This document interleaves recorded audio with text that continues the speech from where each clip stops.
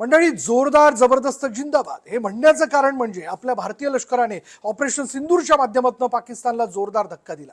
त्यातून जनाब पाकिस्तानला आपली लष्करी ताकद कळाली। नुसती कळाली नाही तर यापुढे काही दहशतवादी पाऊल उचलताना ते 100 वेळेस विचार करतील। आपली शस्त्रास्त्र ताकद सबंध जगाला कळाली आहे। मेक इन इंडियाच्या माध्यमातून संरक्षण प्रणालीमधील अनेक तंत्रज्ञान, सामुग्री असतील, शस्त्रास्त्र असतील, आपण आपल्याकडे विकसित केली, म्हणजेच तयार केली। त्यातील पुढचं पाऊल म्हणजे राफेल लढाऊ विमानांसाठी लागणारे महत्त्वाचे भाग आता टाटा समूहाकडनं आपल्याकडे म्हणजे भारतात तयार केले जाणार आहेत। हो, हे खरंय। टाटा ॲडव्हान्स सिस्टम ही राफेल लढाऊ विमान फ्युजेलेजचं उत्पादन करणार आहे। यासाठी दसॉल्ट एव्हिएशन बरोबर 4 प्रोडक्शन करार करण्यात आलेले आहेत, तशी माहिती कंपनीने दिलेली आहे।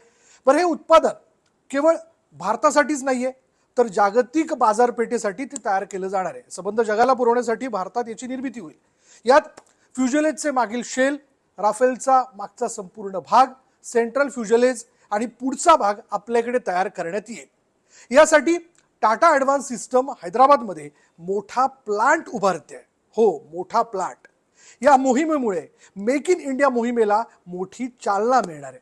विशेष म्हणजे पहिल्यांदाच या विमानाचे असे भाग फ्रान्सच्या बाहेर बनवले जाणार आहेत। आहे की नाही? जबरदस्त, जोरदार, जिंदाबाद।